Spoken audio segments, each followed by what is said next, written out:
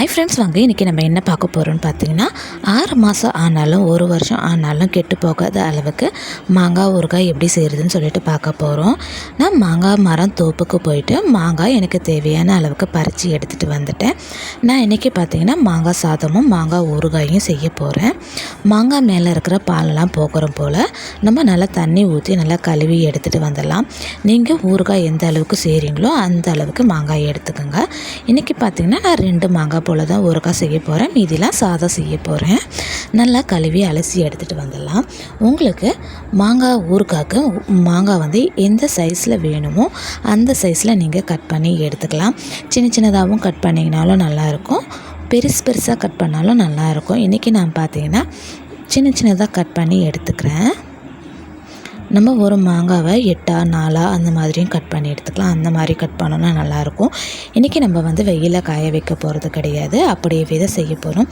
நான் இந்த மாதிரி துண்டுகளை கட் பண்ணிக்கிறேன். நான் 2 டேபிள் ஸ்பூன் அளவுக்கு தனி மிளகாய் தூள் சேர்த்துக்கிறேன். 1/4 ஸ்பூன் அளவுக்கு மஞ்சள் சேர்த்துக்கிறேன். தேவையான அளவுக்கு கல் உப்பு சேர்த்துக்கிறேன். ஊறுகாய்க்கு கண்டிப்பாக கல் உப்பு தான் சேர்க்கணும். சேர்த்துட்டு நம்ம நல்லா குலுக்கி விட்டுக்கலாம். குலுக்கி விட்டுட்டு ஒரு 2 மணி நேரத்துக்கு ரெஸ்ட் எடுக்க விடலாம். ஊறுகாய்க்கு ஒரு மசாலா ரெடி பண்ணிடலாம்.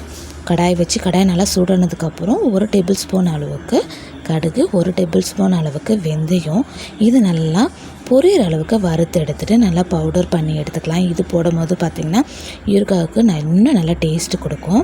இப்போ பார்த்திங்கன்னா நான் இன்னொரு பாத்திரம் வச்சுக்கிறேன். பாத்திரம் நல்லா சூடானதுக்கப்புறம் நான் 100 கிராம் வந்து நல்லெண்ணெய் விட்டுக்கிறேன். நல்லெண்ணெய் தாளிச்சதுக்கப்புறம் கடுகு சோம்பு தாளிச்சிக்கிறேன்.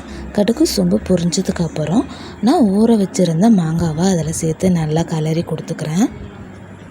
நம்ம பார்த்திங்கன்னா இந்த மாங்காய் ஊறுகாய்க்கு தண்ணி சேர்க்க போகிறது கிடையாது. நம்ம ஊற வைக்கும் போதே கொஞ்சம் தண்ணி வந்திருக்கும். இந்த எண்ணெயிலையும் சேர்த்து இந்த மாங்காய் ஊறுகாய் வந்து நல்லா வெந்து வந்துடும். அந்தளவுக்கு வெந்தாலே போதும், நம்ம எக்ஸ்ட்ரா தண்ணி ஊற்ற தேவையில்லை. நம்ம பவுடர் பண்ணியிருந்த கடுகு வெந்தய பொடியை இதோடு சேர்த்துக்கலாம்.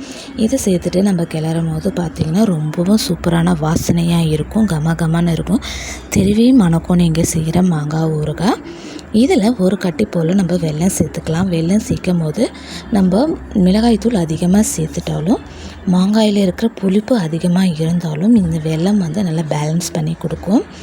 கொஞ்சம் போல் கருவேப்பிலை சேர்த்துக்கலாம். அந்த கருவேப்பிலுடைய பச்சை வாசனையும் நல்லா இன்னும் நல்லா இருக்கும். இந்த ஊறுகாய்க்கு பார்த்திங்கன்னா நம்ம இப்போ தண்ணி ஊற்றாவே மாங்காய் வந்து எந்த அளவுக்கு சாஃப்டாக வெந்திருக்குதுன்னு சொல்லிட்டு உங்களுக்கு பார்க்கும்போதே தெரியும்.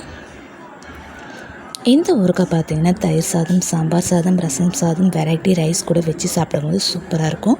கூழ் கூட வச்சு சாப்பிடும் போதும் சூப்பராக இருக்கும். இப்போ வெயில் டைமில் நம்ம அதிகமாக கூழ் எடுத்துக்குவோம். அந்த கூழ் கூட இந்த பச்சை மாங்காய் ஊறுகாயை செஞ்சு சாப்பிடும் போது அவ்வளோ ஒரு டேஸ்ட்டு சூப்பராக இருக்கும். கண்டிப்பாக இந்த மாதிரி ட்ரை பண்ணி பாருங்கள்.